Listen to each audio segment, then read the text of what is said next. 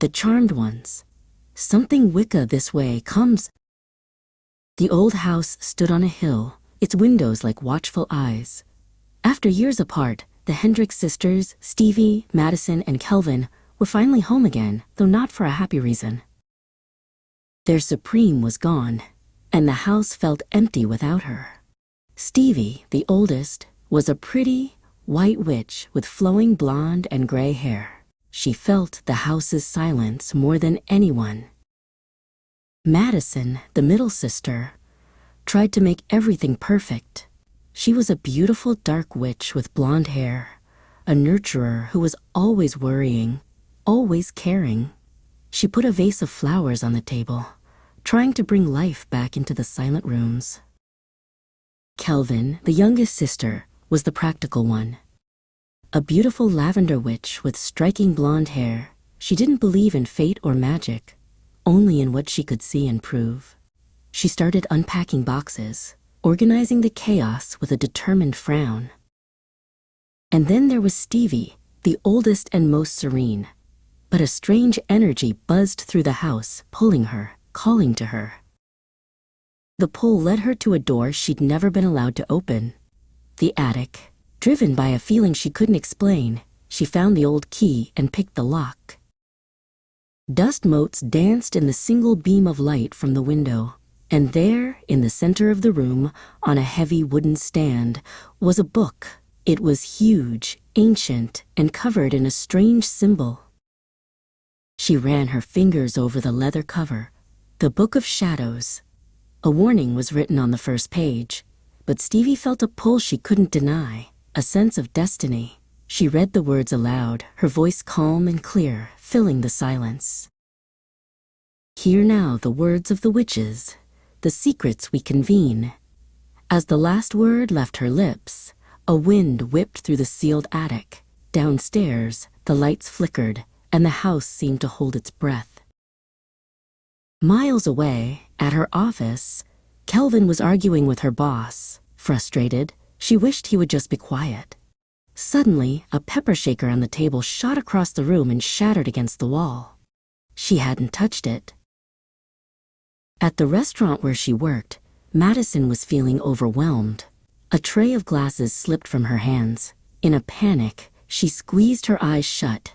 When she opened them, everything had stopped.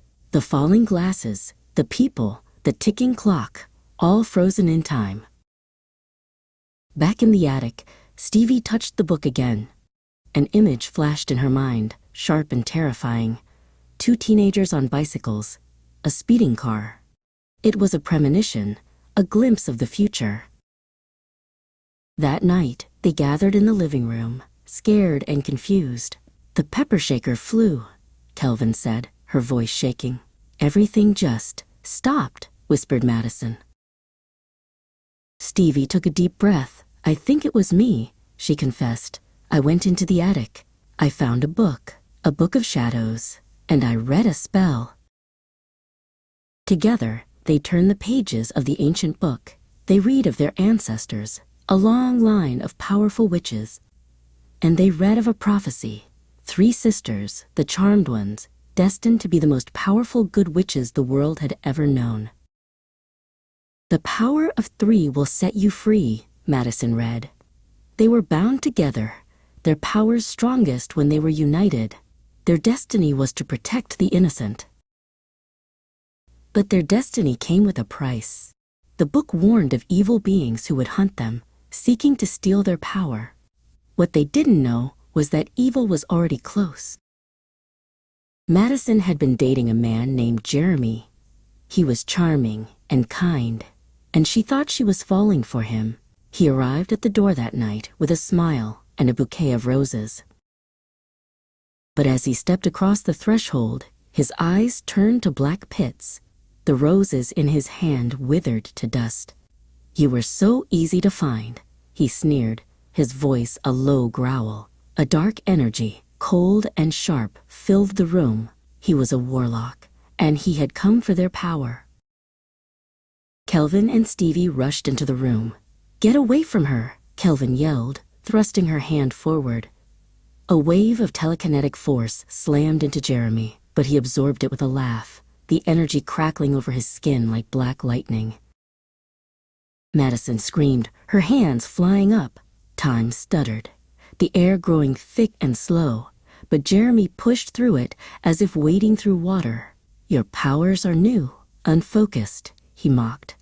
He flicked his wrist, and a bolt of dark energy shot out, throwing Madison against the wall.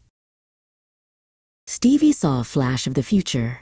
The house in ruins, her sisters gone. Desperate, she tried to summon a protective shield, but the warlock's power shattered it like glass. "Together," she cried out, her voice raw with fear. The book said together, the power of 3. Madison and Kelvin grabbed her hands, forming a desperate circle. For a moment, nothing happened. Then, a spark, a warmth that grew into a blinding, golden light erupting from their center. They felt the power of their ancestors flowing into them. The warlock shielded his eyes, staggering back. "The power of 3 will set you free," they chanted, their voices a single, thunderous roar. The golden light formed into a solid beam, hitting the warlock.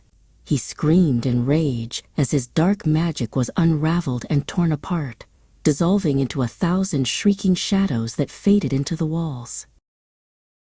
Shaking and bruised, they stood together in the silent, damaged room. Jeremy was gone, but the scent of ozone and the lingering chill of his evil remained. This was only the beginning. Their lives would never be normal again. They were witches. They were protectors. They were the charmed ones.